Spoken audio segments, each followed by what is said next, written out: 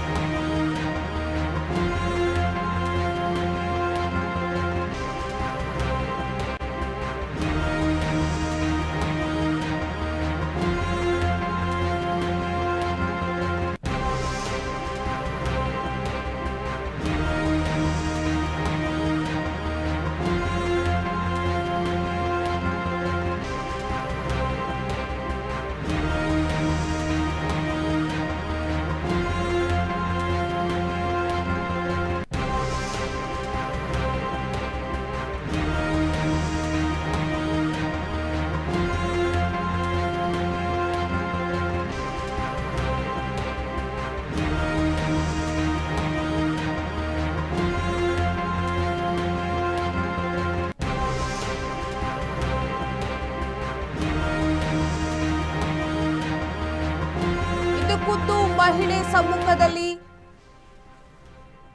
ಸ್ಥಳ ಮಹಾಜರನ್ನ ನಡೆಸಲಾಗುತ್ತೆ. ಕೆಂಡದಂತಹ ಬಿಸಿಲಿಗೆ ಕರುನಾಡು ವಿಲವಿಲ. ರಾಜ್ಯದಲ್ಲಿ ಮುಂದಿನ 3 ದಿನ ಬಿಸಿಗಾಳಿ ಎಚ್ಚರಿಕೆ ನೀಡಿದ ಹವಾಮಾನ ಇಲಾಖೆ. ರಾಜ್ಯದ 17 ಜಿಲ್ಲೆಗಳಿಗೆ ಆರೆಂಜ್ ಅಲರ್ಟ್ ಅನ್ನು ಘೋಷಿಸಲಾಗಿದೆ. ಮೈಸೂರು, ಮಂಡ್ಯ, ವಿಜಯಪುರ, ಕೋಲಾರ ಸೇರಿದಂತೆ 17 ಜಿಲ್ಲೆಗಳಿಗೆ ಆರೆಂಜ್ ಅಲರ್ಟ್ ಘೋಷಣೆ ಮಾಡಲಾಗಿದೆ. ಬೆಳಿಗ್ಗೆ 11ರಿಂದ ಸಂಜೆ 4 ಗಂಟೆಯವರೆಗೆ ಹೊರಗೆ ಅಡ್ಡಾಡುವಂತಿಲ್ಲ. ಶಾಖ ಸಂಬಂಧಿತ ಅನಾರೋಗ್ಯ ಹೆಚ್ಚಾಗುವ ಸಾಧ್ಯತೆ ಇದೆ. ಒಟ್ಟಾರೆ ಕರುನಾಡಿಗೆ 3 ದಿನ ರಣಬಿಸಿಲು ಕಂಟಕ ಇದೀಗ ಎದುರಾಗಿರುವಂತಹದ್ದು. ಕೆಂಡದಂತಹ ಬಿಸಿಲಿಗೀಗ ಕರುನಾಡು ವಿಲವಿಲ ಒದ್ದಾಡುವ ಪರಿಸ್ಥಿತಿ ಎದುರಾಗಿದೆ. ನಿನ್ನೆಯಿಂದನೇ ಈ ಒಂದು ಕೆಂಡದಂತಹ ಬಿಸಿಲು ತಾಪಮಾನ ಏರಿಕೆಯಾಗಿರುವಂತಹದ್ದು. ರಾಜ್ಯದಲ್ಲಿ ಒಟ್ಟಾರೆ ಮುಂದಿನ 3 ದಿನಗಳ ಕಾಲ ಬಿಸಿ ಗಾಳಿಯ ಎಚ್ಚರಿಕೆಯನ್ನ ಕೊಡಲಾಗಿದೆ. ಹವಾಮಾನ ಇಲಾಖೆ ಈಗ ಎಚ್ಚರಿಕೆಯನ್ನ ಕೊಟ್ಟಿರುವಂತದ್ದು. ರಾಜ್ಯದ ಪ್ರಮುಖ 17 ಜಿಲ್ಲೆಗಳಿಗೆ ಆರೆಂಜ್ ಅಲರ್ಟ್ ಕೂಡ ಘೋಷಿಸಲಾಗಿದೆ. ಮೈಸೂರು, ಮಂಡ್ಯ, ವಿಜಯಪುರ ಹಾಗೆ ಕೋಲಾರ ಸೇರಿದಂತೆ ಒಟ್ಟಾರೆ 17 ಜಿಲ್ಲೆಗಳಿಗೆ ಆರೆಂಜ್ ಅಲರ್ಟ್ ಘೋಷಣೆಯನ್ನ ಕೂಡ ಮಾಡಲಾಗಿದೆ. ಉತ್ತರ ಕರ್ನಾಟಕದ ಕೆಲವು ಜಿಲ್ಲೆಗಳು ಹಾಗೆ ಹಲವಾರು ಜಿಲ್ಲೆಗಳಿಗೀಗ ಆರೆಂಜ್ ಅಲರ್ಟ್ ಘೋಷಣೆಯನ್ನ ಮಾಡಿರುವಂಥದ್ದು. ಒಟ್ಟಾರೆ ಬೆಳಿಗ್ಗೆ 11ರಿಂದ ಸಂಜೆ 4ರವರೆಗೆ ಹೊರಗಡೆ ಎಲ್ಲೂ ಅಡ್ಡಾಡುವಂತಿಲ್ಲ. ಶಾಖ ಸಂಬಂಧಿತ ಅನಾರೋಗ್ಯ ಹೆಚ್ಚಾಗುವ ಸಾಧ್ಯತೆ ಇರೋದ್ರಿಂದ ಬೆಳಿಗ್ಗೆ 11 ಗಂಟೆಯಿಂದ ಸಂಜೆ 4ರವರೆಗೆ ಹೊರಗೆ ಅಡ್ಡಾಡುವಂತಿಲ್ಲ. ಕರುನಾಡಿಗೆ 3 ದಿನ ರಣ ಬಿಸಿಲ ಕಂಟಕ ಇದೀಗ ಎದುರಾಗಿದೆ. ಬೆಂಗಳೂರಿನಲ್ಲಿ ದಾಖಲೆಯ ಬಿಸಿಲು ಅಂತ ಹೇಳ್ಬೋದು. ಇತಿಹಾಸದಲ್ಲೇ ಅತಿ ಹೆಚ್ಚು 3ನೇ ಬಿಸಿ ಎದುರಾಗಿರುವಂತಹದ್ದು. ಬಿಸಿಲು ನೋಡ್ಬಿಟ್ರೆ ಸಿಕ್ಕಾಪಟ್ಟೆ ಬಿಸಿಲಿದೆ. ಇಲ್ಲ ಯಾವತ್ತು ನಮ್ಮ ಏಜ್ನಲ್ಲಿ ಈ ತರ ಬಿಸಿಲು ಯಾವತ್ತಿಲ್ಲ. ನಾವು ಬೆಂಗಳೂರಿಗೆ ಫಸ್ಟ್ ಬಂದಲ್ಲಿ 87ರಲ್ಲಿ ಬಂದಿದ್ದೆ. ಅಂದ್ರೆ ಬೆಂಗಳೂರು ವಿಧಾನಸೌಧ ನೋಡ್ಬೇಕು, ಮತ್ತೆ ಬೆಂಗಳೂರು ಒಂದು ಹೈಕೋರ್ಟ್ ನೋಡ್ಬೇಕು, ಅಷ್ಟಕ್ಕೆ ಬಂದಿದ್ದೆ ನಾನು. ಆದ್ರೆ ನಾವು ಮತ್ತೆ ಏನೋ ಗಾರೆ ಕೆಲಸಕ್ಕೆ ಏನೋ ಬಂದು ನಾವು ಇದು ಮಾಡಿದ್ವಿ. ಈ ಥರ ಬಿಸಿಲು ನನ್ನ ಜೀವನದಲ್ಲಿ ನೋಡಿದ್ದಿಲ್ಲ. ಏನು ಸೆಕೆ, ಏನು ಬಿಸಿಲು ಇಲ್ಲ.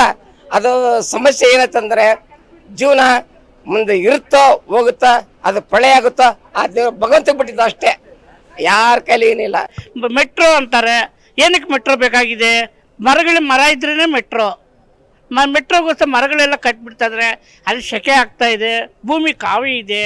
ಈ ಕಾಂಗ್ರೆಸ್ ಬರಲಿ, ಜನತಾದಳ ಬರಲಿ, ಯಾರೇ ಬರಲಿ, ಬ್ರಹ್ಮ ಕೊಡಬೇಕು, ಇನ್ನು ನೀರು ಬರಬೇಕು.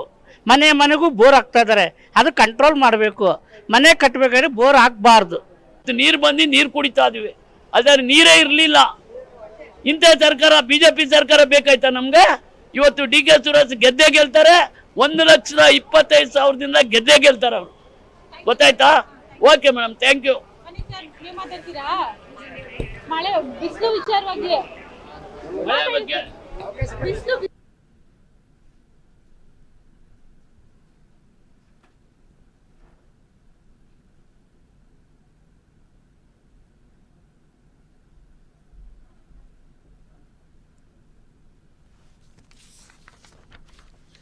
ಕರುನಾಡಿಗೆ 3 ದಿನ ರಣ ಬಿಸಿಲ ಕಂಟಕ ಎದುರಾಗಿರುವಂಥದ್ದು. ಕೆಂಡದಂತಹ ಬಿಸಿಲಿಗೆ ಈಗ ಕರುನಾಡು ವಿಲವಿಲ ಒದ್ದಾಡ್ತಾ ಇದೆ. ಇದಕ್ಕೆ ಸಂಬಂಧಪಟ್ಟಂತೆ ಹೆಚ್ಚಿನ ಮಾಹಿತಿಯನ್ನು ಕೊಡೋದಕ್ಕೆ ನಮ್ಮ ಜೊತೆಗೆ ಸಂಪರ್ಕದಲ್ಲಿದ್ದಾರೆ ಐಶ್ವರ್ಯ. ಐಶ್ವರ್ಯ, ಕರುನಾಡಿಗೆ ಈಗ ರಣ ಬಿಸಿಲು ಎದುರಾಗಿದೆ, ತಾಪಮಾನ ಏರಿಕೆಯಾಗ್ತಾ ಇದೆ, ಜೊತೆಗೆ ಶಾಖ ಸಂಬಂಧಿತ ಅನಾರೋಗ್ಯಕ್ಕೆ ತುತ್ತಾಗುವ ಸಂದರ್ಭ ಕೂಡ ಎದುರಾಗಿರುವಂಥದ್ದು. ಏನಿದೊಂದು ಅಪ್ಡೇಟ್ಸ್? ಎಸ್ ಪಲ್ಲವಿ, ಈಗಾಗಲೇ ಈಗೇನು ಪ್ರಸ್ತುತ ವರ್ಷ ಬೆಂಗಳೂರು ಸೇರಿದಂತೆ ಕರ್ನಾಟಕದ ಬಹುತೇಕ ಜಿಲ್ಲೆಗಳಲ್ಲಿ ಗರಿಷ್ಠ ತಾಪಮಾನ ದಾಖಲೆ ಆಗಿದೆ ಅಂತಾನೆ ಹೇಳ್ಬೋದು. ಉರಿ ಬಿಸಿಲು, ಬಿಸಿ ಗಾಳಿ ಸೇರಿದಂತೆ ಹಲವು ಸವಾಲುಗಳನ್ನ ನಾವು ಜನಸಾಮಾನ್ಯರು ಎದುರಿಸ್ತಿದ್ದೀವಿ ಅಂತಾನೆ ಹೇಳ್ಬೋದು. ಈ ಹಿನ್ನೆಲೆಯಲ್ಲಿ ಆರೋಗ್ಯ ಇಲಾಖೆ ಕೂಡ ಮುನ್ನೆಚ್ಚರಿಕೆ ಕ್ರಮ ಕೈಗೊಂಡಿದೆ ಅಂತಾನೆ ಹೇಳ್ಬೋದು. ಬೆಳಿಗ್ಗೆ 11 ಗಂಟೆಯಿಂದ ಸಂಜೆ 4 ಗಂಟೆವರೆಗೂ ಯಾರು ಹೊರಗಡೆ ಅಡ್ಡಾಡಬೇಡಿ, ಓಡಾಡಬೇಡಿ ಅಂತ ಒಂದು ಸೂಚನೆ ಸಹ ಕೊಟ್ಟಿದ್ದಾರೆ ಅಂತಾನೆ ಹೇಳ್ಬೋದು. ಬೆಂಗಳೂರಿನಲ್ಲಿ ತಾಪಮಾನ ಸುಮಾರು 40 ಡಿಗ್ರಿ ಸೆಲ್ಸಿಯಸ್ ಅಷ್ಟು ದಾಟಿದೆ ಅಂತಾನೆ ಹೇಳ್ಬೋದು ಪಲ್ಲವಿ. ಧನ್ಯವಾದ ನಿಮ್ಮೆಲ್ಲ ಅಪ್ಡೇಟ್ಸ್ಗಾಗಿ. ಕರುನಾಡಿಗೆ 3 ದಿನ ರಣ ಬಿಸಿಲು ಕಂಟಕ ಈಗ ಎದುರಾಗಿದೆ. ಕೆಂಡದಂತಹ ಬಿಸಿಲಿಗೆ ಕರುನಾಡು ವಿಲವಿಲ ಒದ್ದಾಡ್ತಾ ಇದೆ. ರಾಜ್ಯದಲ್ಲಿ ಮುಂದಿನ 3 ದಿನಗಳ ಕಾಲ ಬಿಸಿಗಾಳಿ ಎಚ್ಚರಿಕೆಯನ್ನ ಕೊಡಲಾಗಿದೆ. ಎಚ್ಚರಿಕೆಯನ್ನ ಹವಾಮಾನ ಇಲಾಖೆ ಈಗ ಕೊಟ್ಟಿರುವಂತದ್ದು. ಹಾಗೆಯೇ ರಾಜ್ಯದ 17 ಜಿಲ್ಲೆಗಳಿಗೆ ಆರೆಂಜ್ ಅಲರ್ಟ್ ಕೂಡ ಘೋಷಣೆ ಮಾಡಲಾಗಿದೆ.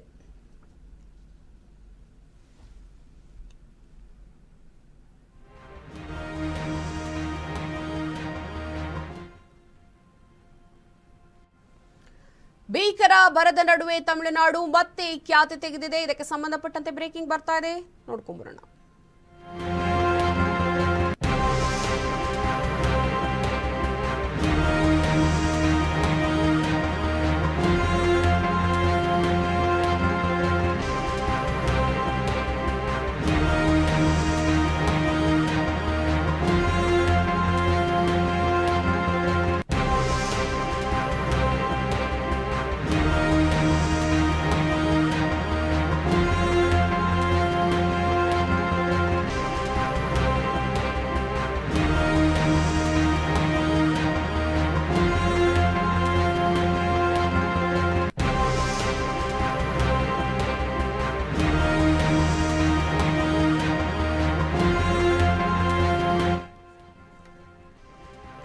ಭೀಕರ ಬರದ ನಡುವೆ ತಮಿಳುನಾಡು ಮತ್ತೆ ಖ್ಯಾತಿ ತೆಗೆದಿದೆ. ಕಾವೇರಿ ನೀರಿಗಾಗಿ ತಮಿಳುನಾಡು ಮತ್ತೆ ಖ್ಯಾತಿಯನ್ನ ತೆಗೆದಿರುವಂತಹದ್ದು. ತಮಿಳುನಾಡಿಗೆ 2.5 ಟಿಎಂಸಿ ನೀರು ಬಿಡುಗಡೆಗೆ ಈಗ ಒತ್ತಡವನ್ನ ಹಾಕ್ತಾ ಇದ್ದಾರೆ. ಕುಡಿಯುವ ನೀರಿನ ನೆಪದಲ್ಲಿ ನಿರಾಕರಿಸಬಾರದು ಅಂತ ಹೇಳ್ತಾ ಇರುವಂತದ್ದು.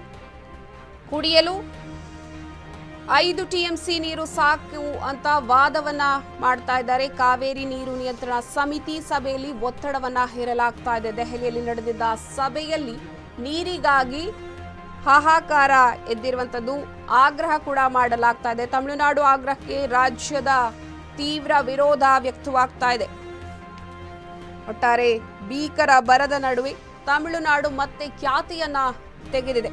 ಕಾವೇರಿ ನೀರಿಗಾಗಿ ಮತ್ತೆ ಆಗ್ರಹವನ್ನ ಶುರು ಮಾಡಿರುವಂತದ್ದು. ತಮಿಳುನಾಡಿಗೆ 2.5 ಟಿಎಂಸಿ ನೀರು ಬಿಡುಗಡೆಗೆ ಒತ್ತಡವನ್ನ ಹೇರಲಾಗ್ತಾ ಇದೆ.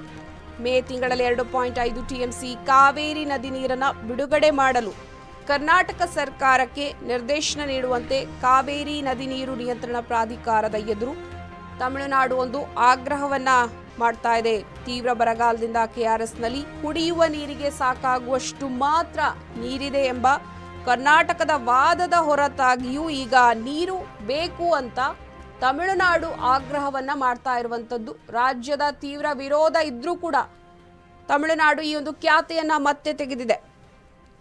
ಈ ವೇಳೆ ಮಧ್ಯಪ್ರವೇಶಿಸಿದ ಪ್ರಾಧಿಕಾರದ ಮುಖ್ಯಸ್ಥ ವಿನೀತ್ ಗುಪ್ತಾ ಅವರು ಬಿಳಿಗುಂಡ್ಲು ಬಳಿ ಕಾವೇರಿ ನೀರಿನ ಸಂಗ್ರಹವನ್ನ ಪರಿಶೀಲನೆಯನ್ನ ಕೂಡ ನಡೆಸಿದ್ದಾರೆ.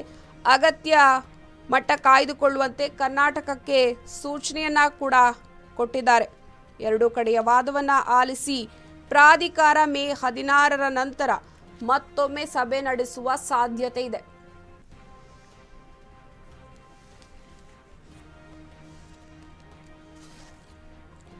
ಮೇ ತಿಂಗಳಲ್ಲಿ 2.5 ಟಿಎಂಸಿ ಕಾವೇರಿ ನದಿ ನೀರನ್ನ ಬಿಡುಗಡೆ ಮಾಡೋದಿಕ್ಕೆ ಈಗ ಆಗ್ರಹವನ್ನ ತಮಿಳುನಾಡು ಮಾಡ್ತಾ ಇದೆ. ರಾಜ್ಯದ ತೀವ್ರ ವಿರೋಧ ಇದೆ.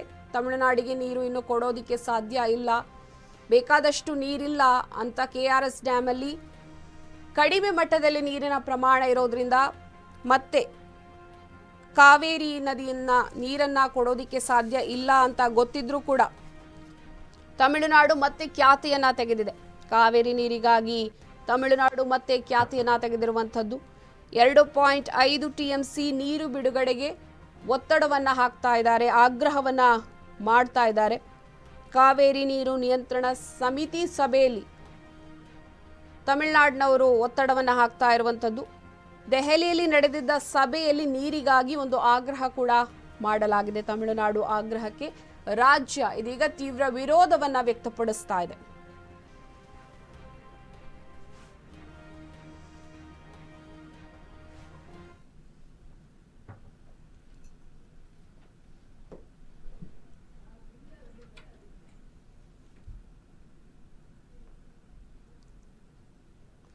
ಇದಾಗಿತ್ತು ಈವರೆಗಿನ ಅಪ್ಡೇಟ್ಸ್. ನೋಡ್ತಾ ಇರಿ ಅಶ್ವವೇಗ ನ್ಯೂಸ್, ಸತ್ಯಾನ್ವೇಷಣೆಯ ಓಟದಲ್ಲಿ. ನಮಸ್ಕಾರ.